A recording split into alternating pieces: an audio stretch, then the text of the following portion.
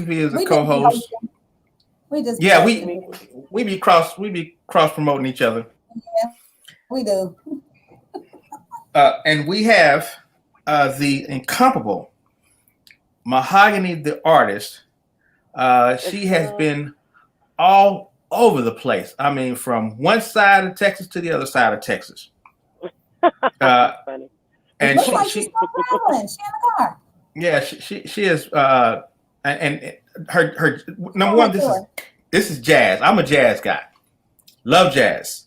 So Showing it. we're starting our first series of our jazz artists, and Candace is actually Mahogany is actually the first artist that we've had, the first DJ that we have on the jazz station.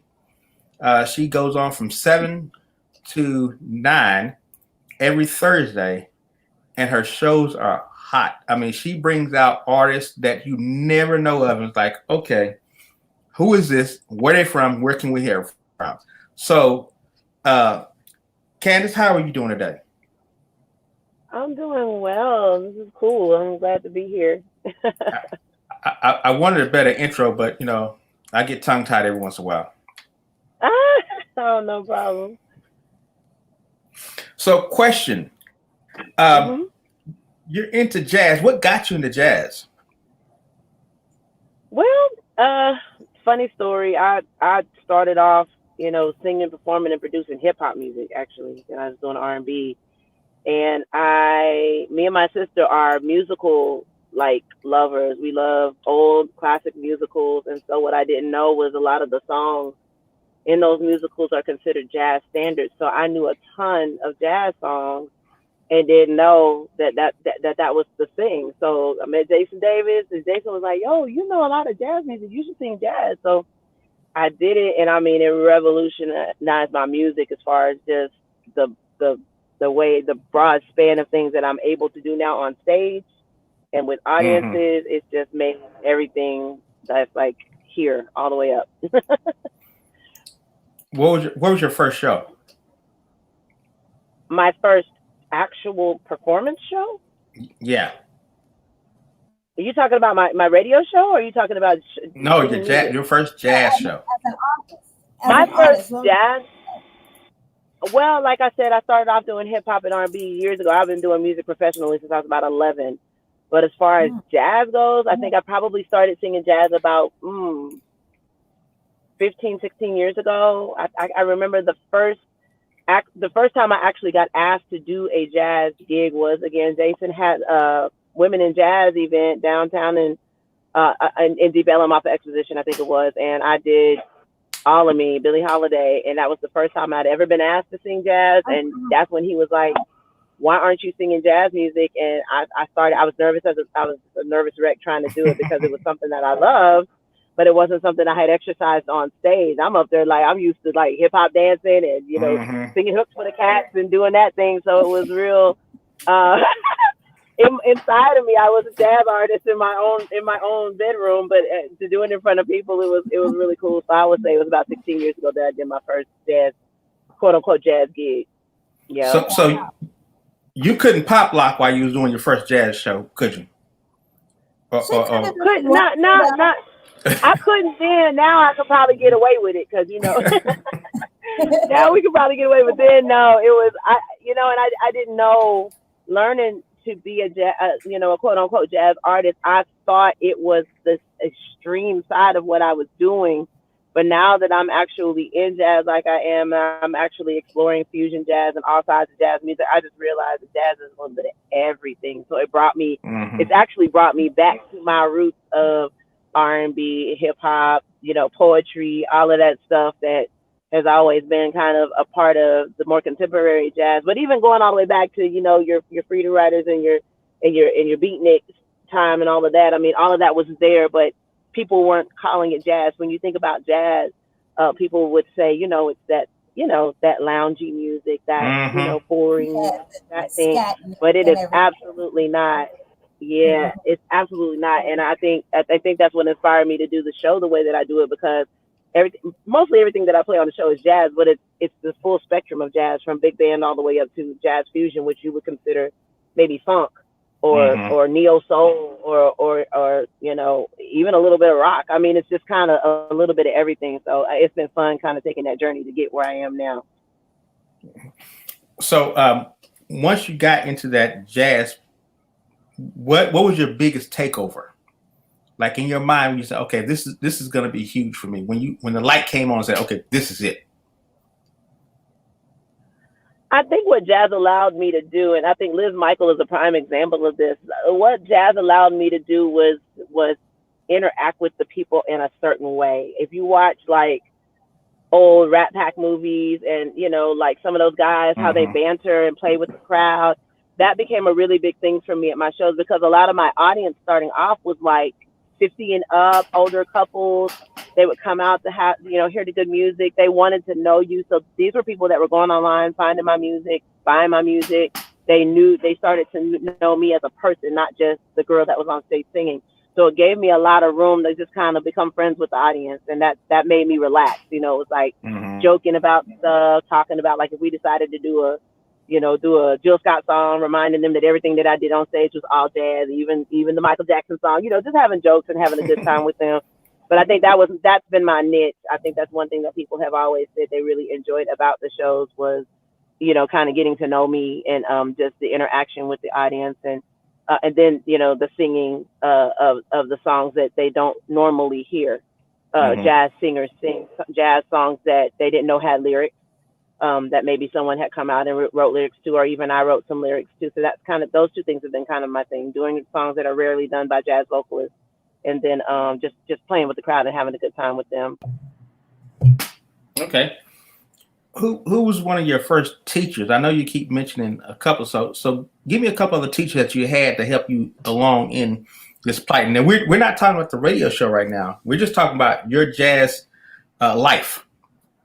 Okay, so so it's a mixture, because like I said, I dove into jazz about 15, 16 years ago, but now it's kind of merged. The jazz thing is kind of merged with the original idea of the R&B thing. One of the first people that I actually learned to perform by was, I mean, hip hop guys. They're the ones that taught me how to get on the stage and move the crowd. As far as in front of a live band, I would say Jason Davis taught me tons. Tenor saxophone, Jason Davis, as well as Malcolm Robinson. He's a trombone Mm-hmm. player. You might have seen him on TV with Johnny Taylor. He had a band Mm-hmm. called the Road Crew, and my friend Claudia sang with the Road Crew, and she went out of town to do Harlem in New York, and I threw me in. When I say threw me into the grease, it was like, you have a show this weekend, and I had to learn like 85 songs, and they taught me so much about just, again, interacting with the audience, directing the band, and already being a musician, but just from that angle of being a front person and saying, you Mm-hmm. know, this is how I want to interact. So Malcolm Robinson. I honestly, I have not studied a lot with jazz musicians, but I learned a lot of what I know because I'm a musician on stage with other musicians, on stage with Mm-hmm. horn players, you know, mimicking them, learning from them, shedding with them. But I'd have to say overall, Jason probably played the biggest instrumental part in teaching me about jazz and introducing me to the jazz people that I got to play music with and kind of learn from along the way. Who's your best influence? I know you had a lot of influence. You talked about the people that taught you, but who's your best influence That I know, or just in music period, like in jazz period. in Like jazz period? I would say really hugely influenced by Sarah Vaughan, hugely influenced by, of course, Ella, um, and I'm a real big fan of Herbie Hancock. I like fusion jazz, so I would say those three people play a big role in the way I kind of approach music and listen to, and what kind of grabs my ear, Testing what I one. try to kind of dive Mm-hmm. into. Yeah. What you say, Tamika? No, she's making sure we're all on. Oh, okay. Oh, okay. Okay, so so um, I'm a movie fan, right? So I watched Cadillac Records, Okay. and, Yeah. and watching how their blues and then you bring in a was that Ella Fitzgerald? Now you're asking me a good question because I don't remember. I saw Cadillac Records one time, and I don't remember certain parts of it. Yeah, so you got Muddy Waters. You got I forget the Howling Wolf man. You got those. Does blues play a part of what you do also? Well, yeah, I tell everybody, and jazz is America's classical music. I mean, so when you look at jazz all the way back to the porch music, all the way up, jazz is the birthplace of blues, the birthplace of R&B, the birthplace of rock and roll, all of that. So, of course, yeah, I think that blues plays a very significant role in jazz and the sound of jazz, and it just went in a direction and it kind of kept going. But absolutely. Okay. So what got you? Okay, so we talked about your music career. You out there on stage, pop locking to jazz and break dancing to jazz and all that right there. Let's talk about you moving into wanting to be in into the radio part of it, giving others that type of opening that you had. Where did that come from? My desire to be in radio? Yeah. Well, like I say, so the funny thing is I'm a dancer. I'm a dancer that sings, and I stopped dancing to continue playing. I was a drummer, so I stopped dancing as much in schools, danced outside of school. I like to sing, but I'm very shy when it comes to singing. I'm much more comfortable talking, interacting. So the radio thing kind of derives from, I used to hold and host events. MC a lot of events. I always did that, so that made it's easy for me to talk to the people, be relatable to the people. So radio, especially after you and I got talking,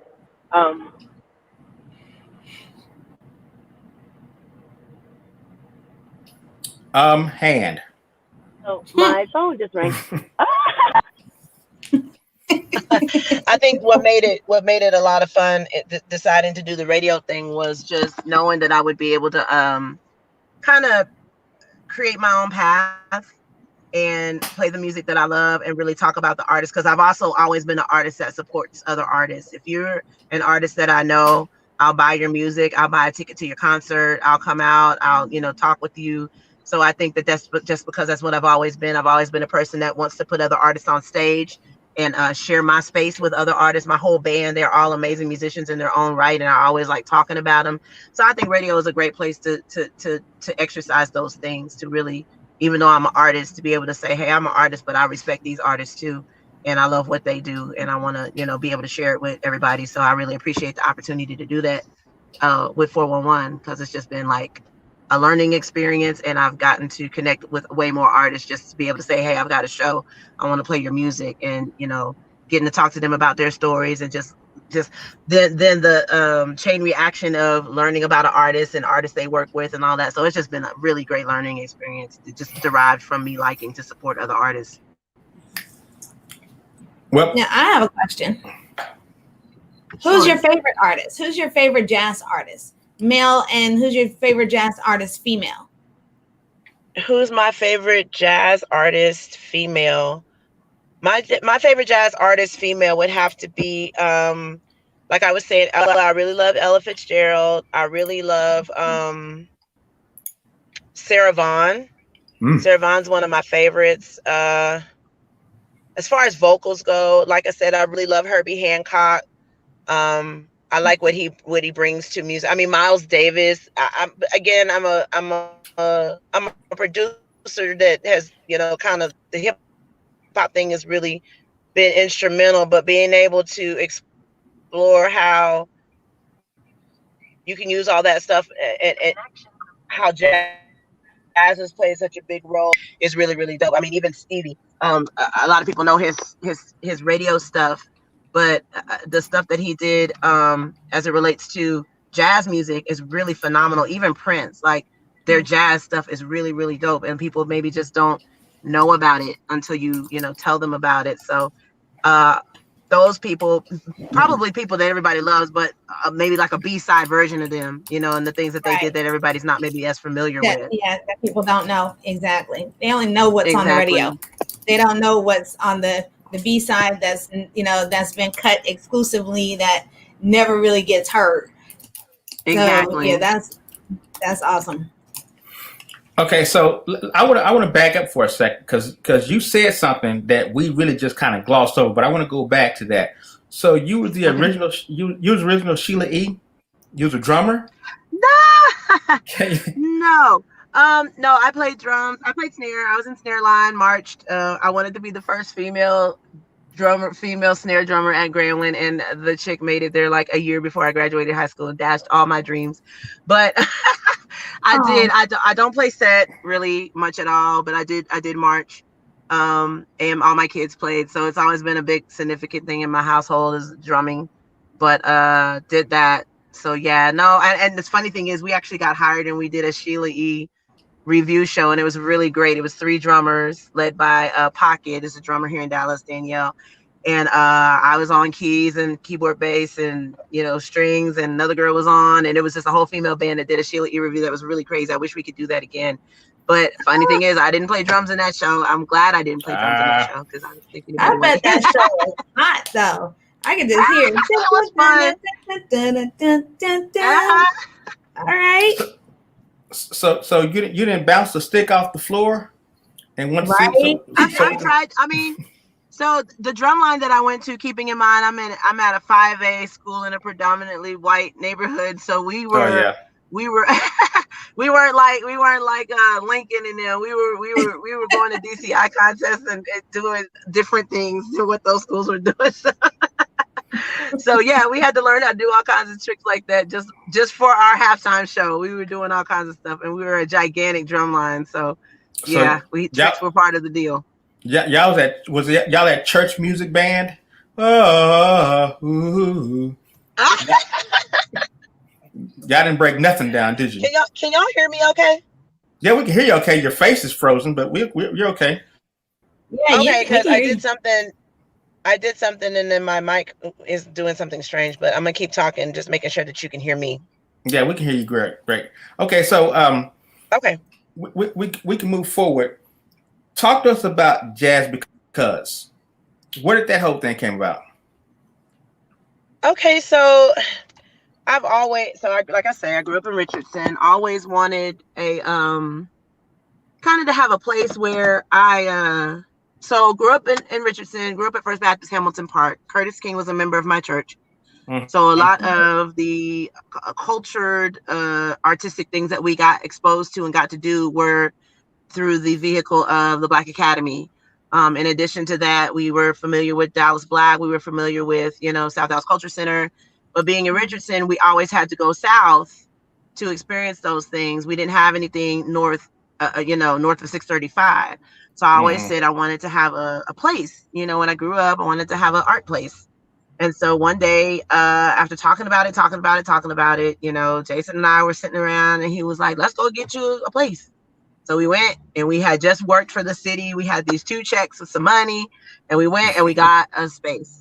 And that turned into where Jazz Because was born. And it was really, really cool. We taught lessons there and held events for the community, for young ladies, digital recording, all of that. Things that we were already doing for the city.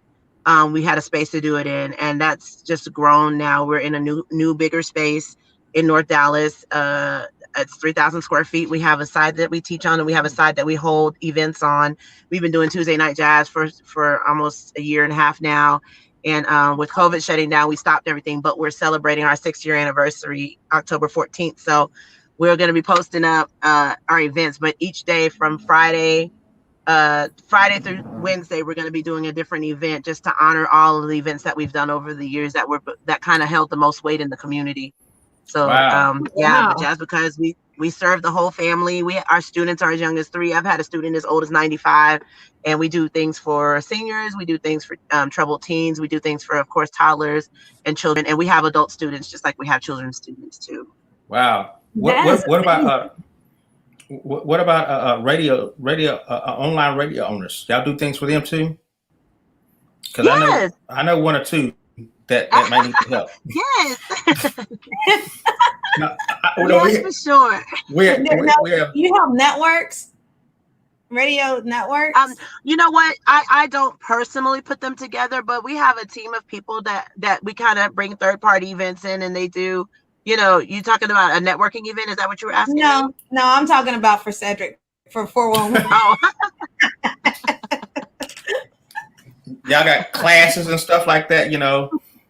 I'm going through rehab now. You know, I'm Cedric Lyons. I have a radio station, so you know, hello Cedric, how you doing? You know, we do have a comment for you, Candace. So here's the comment right here.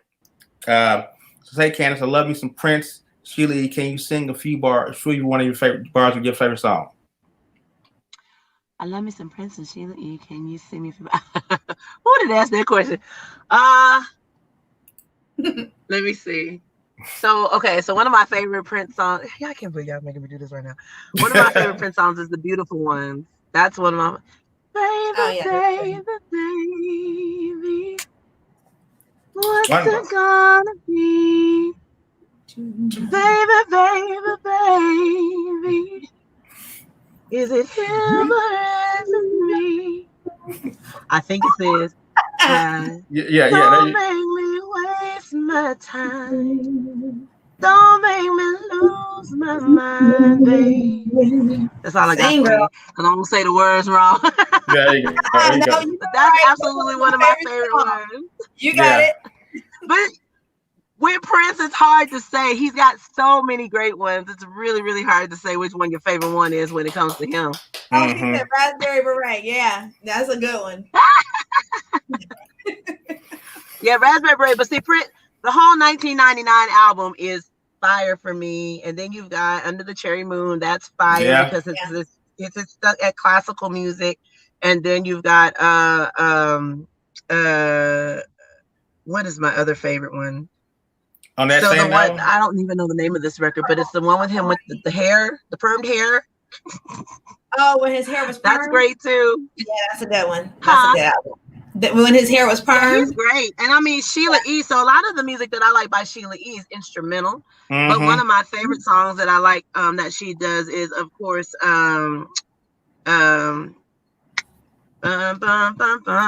we all want Love Bizarre. Love Bizarre. That's what we are. Yeah, we all want to love. That's one that, Yeah. Paisley Park.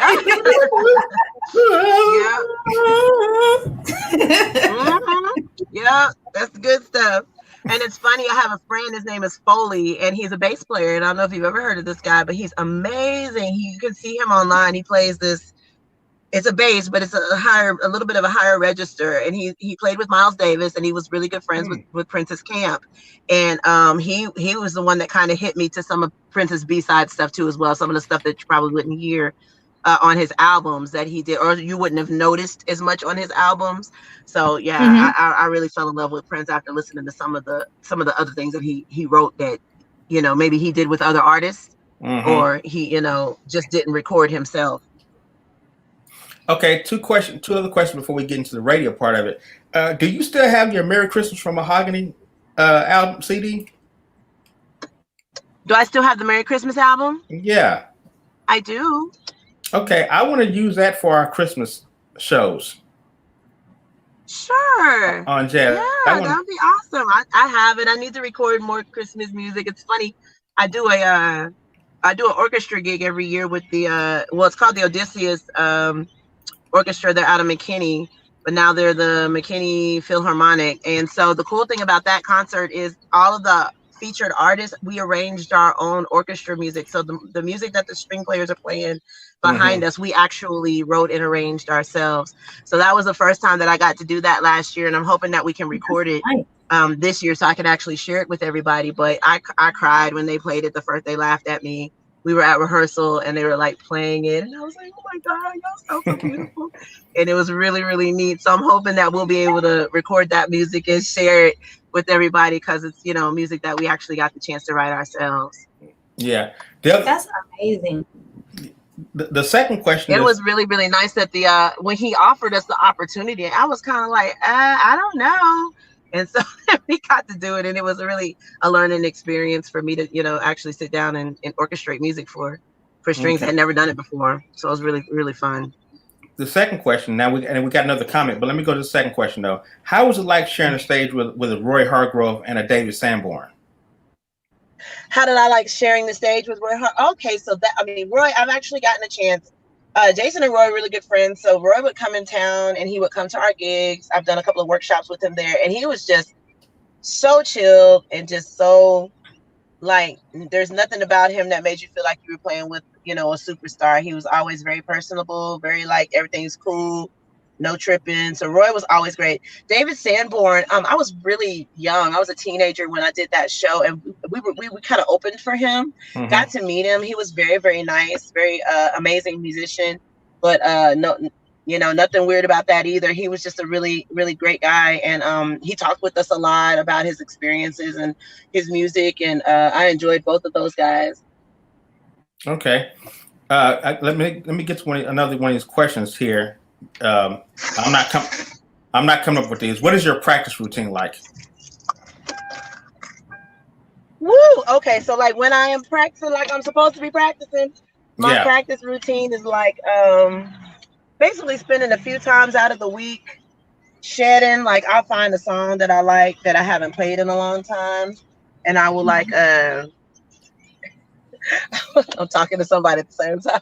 I will like maybe pick a song that I hadn't done before and just maybe try to play through it, because I'm a piano player. So the best way for me to learn vocal songs a lot of times is play through it, hear the melody, hear how it goes exactly, and then I can kind of morph it into my own thing once I know how the person wrote the song. So I try to do that first out of respect for the music. Because I'm teaching, it's really kind of a cheat sheet. When you're teaching, you tend to practice because you're trying to basically keep up with your students and make sure you're telling them right. So I have a cheat sheet because I'm singing pretty much every day with my students, working through things with them. But when I'm responsible for kind of shedding on my own, I just try to make sure that I sing and I warm up every day, that I learn something new, and then I try to listen to some music so I can put some different things in my ear, because I'm singing so many different styles of music when I'm doing like wedding gigs, and then I turn around and I do my own gigs. And if you don't do that, then everything you do starts to sound the same.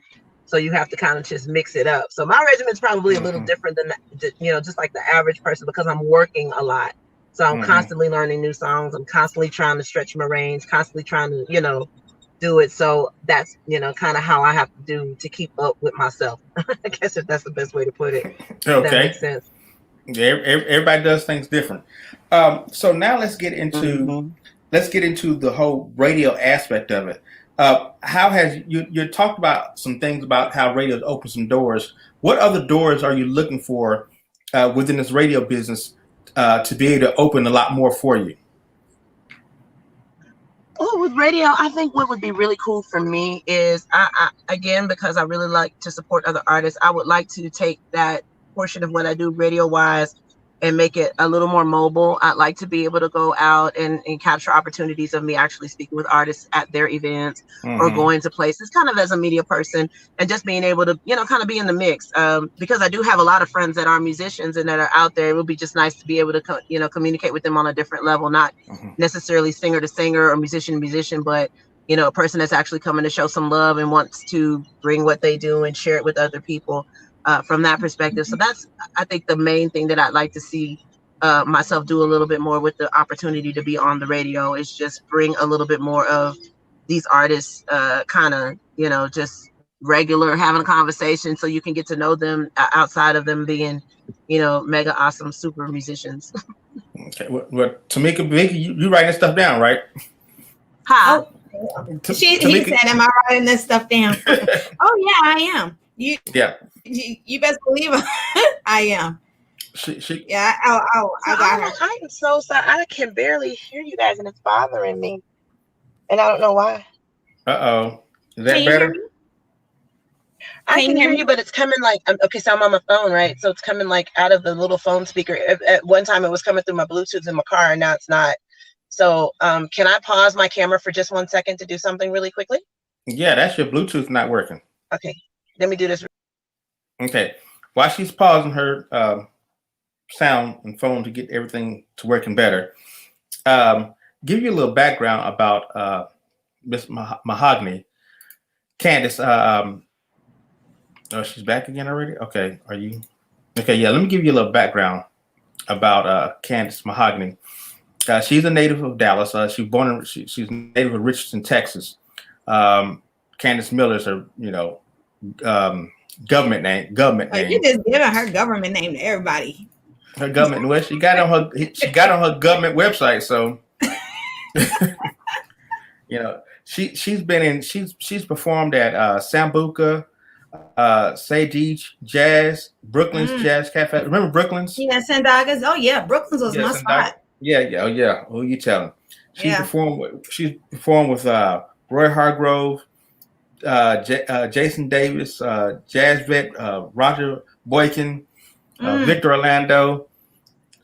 She's been on stage with David Sanborn, which we talked about. Right. Late great Marshall RV, Oregon Soul Man, Red Young, Joe Fistman, Blood, Sweat, and Tears member, and classic rock artist Bill Tillman. Wow. She's here we go right there. We're doing a background on what you've done. Yeah, we're talking about you. Yeah, and we left out when your performances in the prison system when you had to do 5 or 10 years. We left that out. Really? So, one thing I appreciate. Wow. I appreciate that. First, he gave you government name, and now he's giving you a prison background. It's just like, look, Facebook Live. Don't listen to him today. Well, I want to exploit the greatness of Facebook. Y'all are funny. So getting back into radio, what are some of the things that like you're your own producer of your show, so talk to us about how you put this thing, how do you piece it together, because your shows are nice. I mean, just talk about how you piece that whole thing together. It is strictly me doing me. There are certain artists that I just absolutely love that I really get excited about playing, like Herb Alpert and Herbie, of course. So I can like dig back to when I was a kid and play that. And then just like I said, playing jazz music and meeting these great musicians like Sean Martin and Snarky Puppy, and knowing these guys and just being able to kind of just press play. And, and then, I mean, the amazing part about it was like, and then the other thing about talking to the people, so I thought it would be meaningful to start off my show with just, I try not to get into a lot of political banter or back and forth, because I have very strong opinions about certain things. But when it comes to just food for thought and speaking life, I think that is the perfect opportunity for me to ask the question and let you answer the question based upon, kind of the end result that we want. And that's what my food for thought is at the beginning of the show. But after that, I'm just having a good time playing music that I love. And like I said, in searching out some of these artists and meeting them, I was introduced to other artists. So I try to keep, especially the ones that stay in touch and the ones that, I've gotten drops from and all that stuff. I try to keep them in rotation. If they've got new music coming out, I try to keep them going. And then, of course, I try to just be like, oh, my God, I met this new artist from the UK. Y'all got to hear it. And I mean, just really just that simple. I try to just keep it really about the artist and trying to introduce those artists to you and sharing why they caught my eye and caught my ear. Yeah, you don't have a traditional jazz show. And we mentioned this earlier. Your shows can go from big band to, smooth jazz to, I mean, do you say, okay, today I'm doing big band, and that's all I'm doing is big band? Or do you just say, you know what, I might do big band for the first 15, 20 minutes, but then I might go somewhere else? Nope. It's tune for tune. And that's why I call it jazz fusion, because it really is a fusion of jazz. It's like going to an Asian fusion food place. You got a little bit of everything. You're going to get food from all different spans of the Asian culture. So I think that's what and it also helps people to understand that all of this is jazz. When you hear these, like Snarky Puppy and the music that they do, it's super funky, and it's super, it's like Herbie on steroids, and then you go back and then you hear, you know, some old banjo person playing some, jazz standard. I think it is important that we understand, because some people don't understand the full spectrum of what jazz music is and where it comes from and how it develops. So I try to, put that music out there, and I hope that, because I'm the kind of person, when I hear something that I like or I hear something I'm curious about, I go look further. That's what I hope that people do when they listen to the show. And the coolest thing about the show has been people hitting me up, messaging me, what was the song that just went off? I missed you say it. Who was that? Or Shazamming the music, and just kind of, trying to keep up with the artist, because it's music that they've never heard before by artists that they know, but just music they never heard before. Now, wait a second. I had to ask her. Okay, you mentioned Snarky Puppy a couple of times. You mentioned Sean Martin, Snarky Puppy. Have you ever performed with Sean, with Lenny Nance, with Bobby Sparks? These are our local, our local jazz hits. The funny thing is, my very first album, Jambox, was before any of these bands were bands. Funky Knuckles, none of these guys were doing anything. So Wes Stevenson played electric bass. He's from Funky Knuckles. Mike League is on there playing upright. He's from Snarky Puppy. I mean, all the horn players, R.C. Williams, this is before the Grits existed. So, like, all these guys were on my first record. Now they're all doing amazing things and playing amazing music. And the cool thing about it is that, I mean, I'm older than several of them. Now, let me remind you too, I'm a little bit older than them. So some of these guys were like in high school and just going to college when I was doing music for years. So I remember we used to host a jam session. I used to host this big jam session on Wednesday nights at the Maximediya Studios in, is it Carrollton? And this was every Wednesday, because Jamil Byron won the 1995 Guitar Center Drum Off. So Jason was like, let's throw him a party.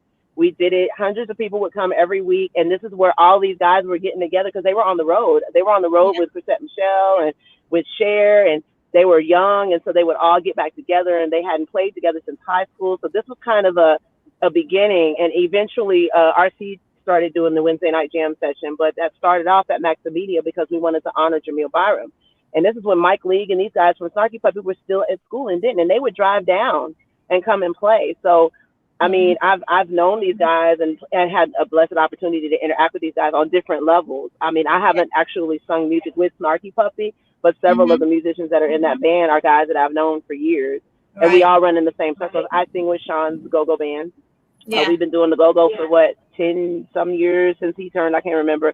So I've been doing music with Sean. Sean and I have recorded together a million times. So yeah, all those guys, me and Bobby are great friends. We talk all the time. So these are just the homies. And like I said, that's just the local people. These homies are home. Hello. Yeah. These homies. Yeah. And everybody's home right now.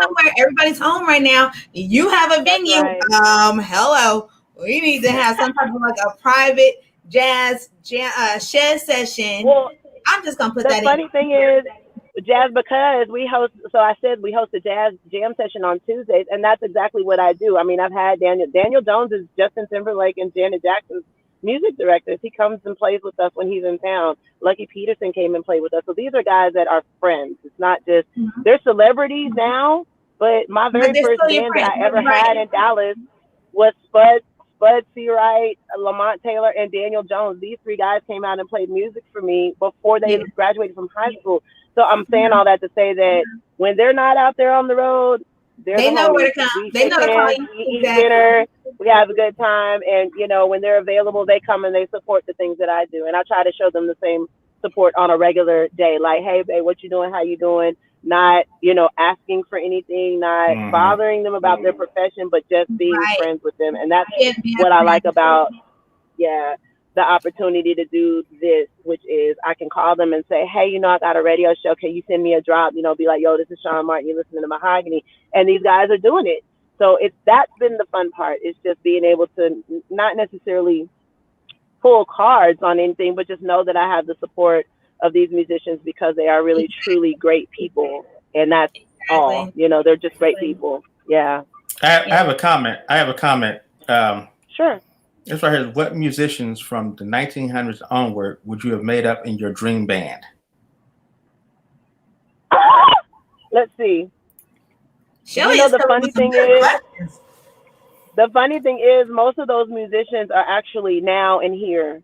I like, of course, like I say, I'm a big fan of Herbie Hancock, Chick Corea, um, John Coltrane. I like all those guys, but my energy, again, because like I said, I started this thing in the hip hop R&B vein.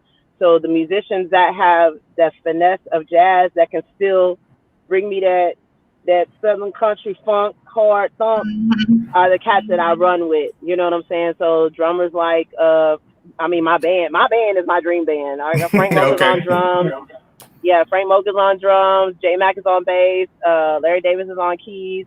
All those guys, they're my dream band for that reason. They are very balanced when it comes to jazz and when it comes to, throwing off the gloves and going hard. It would be very difficult for me to say that I would trade those guys for any other great musician that I know, because everybody's great at what they do in the vein that they do it in. And so for me and what I do, I think the dream band that I have, my band is my dream band for sure. Okay. As you can, well, I'm gonna do something later on. We got about 15 minutes, but I'm gonna ask you something later on. But as you continue to develop your show, what new things are you infusing in Jazz Fusion 411? What kind of new things you got coming up? Well, I'm definitely going to start infusing some interviews and some interaction with the artists outside of just playing the music. I want to talk with them and have them on the show. I definitely want to do that. And then I want to do, I had started a format before where I was playing what I would consider my future classics, which was brand new artists no one had ever heard of that I feel like will have some longevity in the music. I still want to kind of get back to that routine. I'm playing the artist now, but I'm not really pubbing them like I was before. So I really want to do that just a little bit more to kind of drive home the idea that there's still jazz being created, and jazz is, we don't have to date jazz with the 20s and the 30s, but jazz is still being created. It's still being developed, and it's still becoming a thing, in the schools and in these clubs, so I want to make sure that I'm giving the homage to the people that are still keeping it real and kind of navigating it into new places, so we can keep up with them. And like I say, just make sure that I'm interviewing and talking more with the artists so that you guys can hear from them. And of course, just getting out a little bit more and getting some moments actually out on the street with you guys and at their gigs and that kind of thing. So those are the things I definitely want to try to start implementing into the show. Okay. How else can we be of help to the show? Tell a friend to listen. And really, like I say, if you have new music or an artist that you heard and you just like, oh, she needs to know about this. I have a couple of people that just every time they hear a new artist, they're bringing me CDs and they're emailing me. That's what I love, because I'm always interested in hearing about new music and new artists. So just tell a friend, listen. I'm always open for constructive criticism. If it's something that you want to hear, something you don't want to hear, just tell me. But, I want to stay true to myself, and I think it's been working. I think people are enjoying what they're hearing, but I also want to know what the people think. So I love the interaction, and I love the, just chiming in and letting me know about the new artists and just about enjoying the show and listening and telling me what you think. Yeah, we get new artists all the time. I think Tamika gets mad at me because I be sending a whole bunch of stuff. She's like, okay, what is this? No. Yeah. Now I say that. Let me give a disclaimer. I get a lot of new artists too. I get a lot of new artists. Yeah. And sometimes they don't fit what I do. From the jazz perspective, or just they probably won't be on that show. But I try to, encourage them and tell them thank you. And I'm a solution kind of person. So if I don't have a solution for you, I try to say, hey, I'm gonna share this with some people and see if someone can get back to you for what they're doing. And that way, because I want to encourage everybody, people try to do what they do. And a lot of people, you can't sway them from the direction that they're going. And it may not be my place to do so, but there's always a place for them to do what they do, even if it's not my place. I want them to keep on, chugging and find that place that's comfortable for them, that it will embrace what they do. Right. I just push them on Tamika and don't listen. I just push them on. That's exactly. Hi, everybody. Yeah, that's just, yes. I'll be like, hey, gotta listen to this music. Have you heard this? Oh my goodness, But no, it don't help. Mr. CL over there, co-host and push him on. Hoster, he just pushes it on this way. Mm-hmm. Yeah. So back in my younger days, I'm 20 now, but when I was younger, oh Lord, I played a little violin.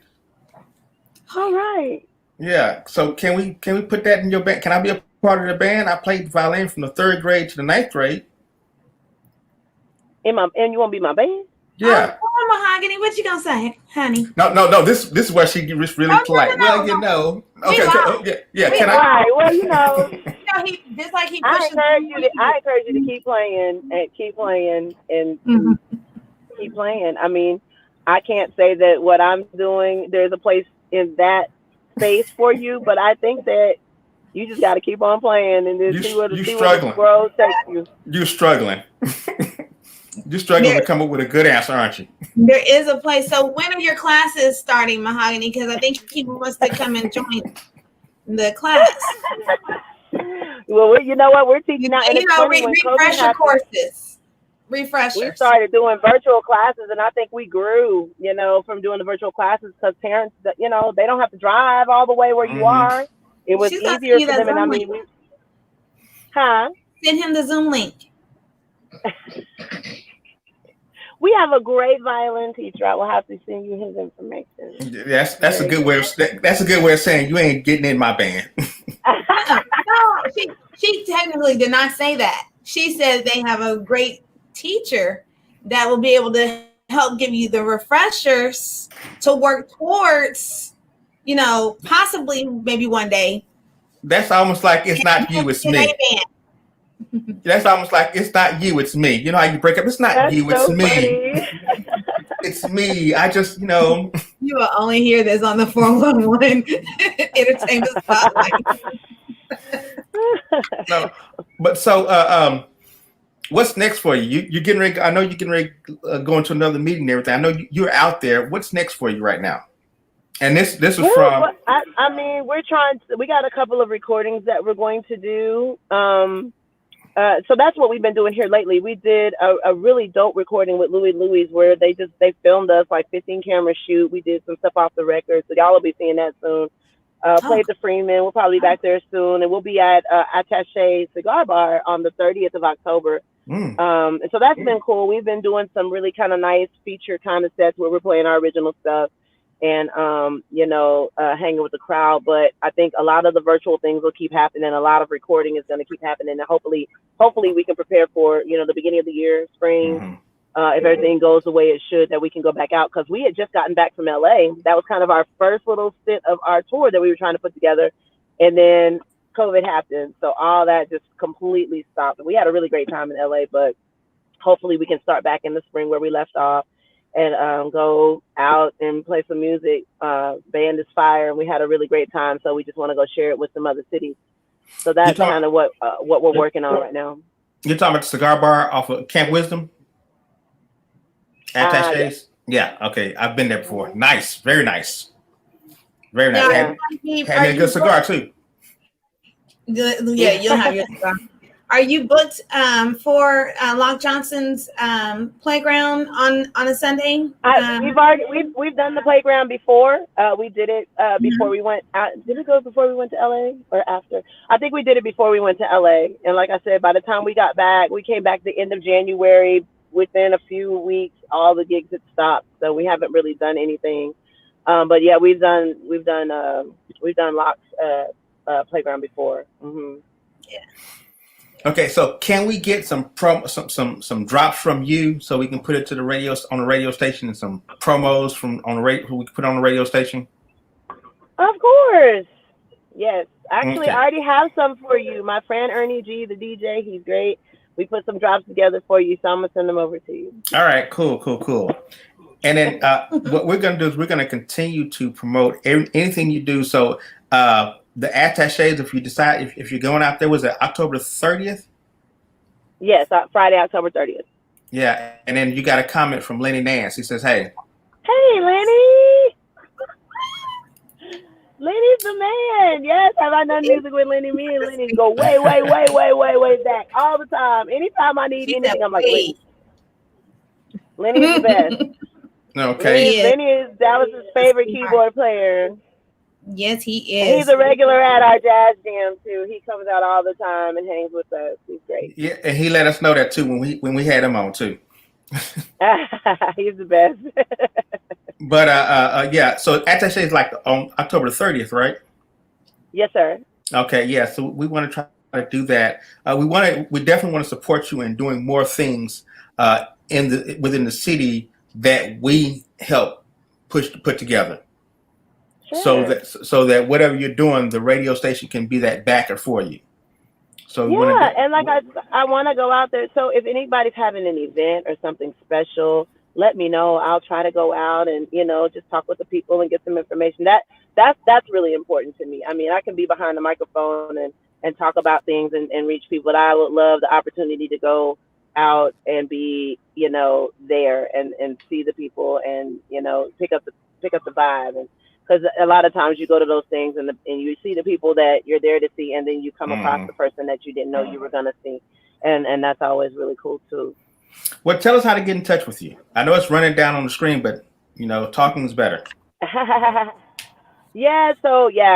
things Mahogany the Artist. MahoganyTheArtist.com is a really great way to reach everything as far as the music goes, as far as videos and information, pictures, all that stuff. I'm on Instagram, I'm on Twitter. And then I also do have the pages that are, Jazz Fusion 411 with Mahogany. I know it's long, but it is what it is. Jazz Fusion 411 with Mahogany. So those are the places that you can kind of reach me and give me that information, because I do have, several different things going on. I try to separate it all so that I can reach each thing effectively. So if you want to reach me there, but it's always the easiest place to reach me is always on the website. Facebook tends to reach me pretty quickly. And like I said, Google it, Mahogany the Artist, and all those things should pop up, and I should be able to reach back out to you if you reach out to me. And then the email address is bookingmahogany@gmail.com. So that email address always bings on my phone. If you send me something, have a question, want me to play an event, anything like that, you can reach me there too. Cool. And then shoot us some more pictures so we can do more promos for you. And put her in her event that's coming up in the newsletter, Sid. Oh yes, I will. We do a newsletter, so we'll put the event that's coming up too. One last thing. Can we get a sneak peek of what we're gonna hear tomorrow? Because your show is on tomorrow from 7 to 9.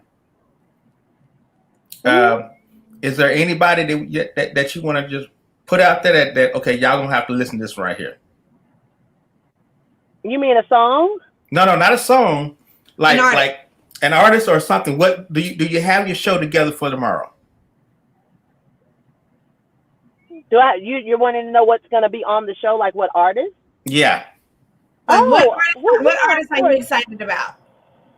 That we'll hear tomorrow? I'm really super excited about my girl Ashley Smith and Shantae Khan. So they did a duet together, and it's In the Rain, and that's one of my favorite ones. I just got a hold of it for the first time last week, and that's a big deal because Ashley is an amazing writer. First of all, her album is really, really great, and I've been spinning her on the show. But Shantae Khan is another one of my favorites, and I had no idea they knew each other, and they did a song together, and that was really, really very, very dope. So I'm really excited about that, as well as Bobby Sparks' Schizophrenic album is I get calls about that all the time. Yeah. He's got this one song called Islam, and it sounds like, I don't know, the string arrangements on there are stupid crazy, and so he's really, really great. So those are two artists I definitely want you to be listening. Well, two songs, but definitely look for Ashley Smith, look for Shantae Khan, and it's ChanteCann is her name, and she's just so dope to me. And then, of course, you got Bobby Sparks and his Schizophrenic album. So those three things I want you to pay attention to. And I also want to let you guys know that I'll be playing some music tomorrow, because our Pretty Amazing mini concert is our virtual concert that Jazz Because has been doing every Sunday. So I try to introduce the artists that are on that concert. And this coming week, we have Mike Finkel and the Brims. And the Brims are a couple. And the cool thing about them is she's a voiceover actress that, like, any anime movie you've ever seen, she's done voices for all of them, and she's really great. And her husband plays the guitar, and he's actually an animator, so he did like Jimmy Neutron and all that stuff. So they're like, outside of the music, they're really super fabulous. But when they do music together, it is crazy good. So they're going to be featured on the show tomorrow, as well as Mike Finkel, who's an amazing pianist and producer. So listen for those things tomorrow on the show, and I will love to hear from you. Okay, I thought you said instead of anime, I thought you said anime. I was gonna say, is she gonna eat the cake? No, not anime. Okay. Oh no! Like animation, like cartoon movies. She does. Okay. I was gonna see if she gonna eat the cake or not. No, I was just wondering. Mahogany. This is when you go like this. Just drop your head. Say prayer. It just sound like anime. I was thinking she gonna eat the cake. We're gonna finally get her to eat the cake. I'm surprised. If Shelly's gonna throw it to you. $5. Like $5. Animation. This has been 401 Sports Talk Radio, 401 Entertainment Spotlight. We got Candace Mahogany. She does jazz fusion, jazz because she just jazz all the way around. You'll hear her. Yeah, you'll hear her tomorrow. And then we got one more last comment. Thank you, Shelly. Thank you. She just dropped it. I know. I think she's over there like. Drop your head. That's okay. So you'll hear tomorrow from 7 to 9 on 411radionnetwork.com, the Jazz Channel, where you'll hear the artists that she talked about, and you'll hear every Thursday from 7 to 9 on 411radionnetwork.com, the Jazz Channel. Thank you for coming on. We'd love to have you back on again. So much, most definitely. We definitely want to see you October 30th at the cigar lounge. Attaché, yeah, because I got to get me. I think I'm low on my cigars. He's coming with his cigars. It gives me an excuse to get out. Yes, absolutely. Yeah, again, thank you, Tamika V. Thank you, Candace Mahogany. This is 411radionnetwork.com, and we are pretty much out. All right.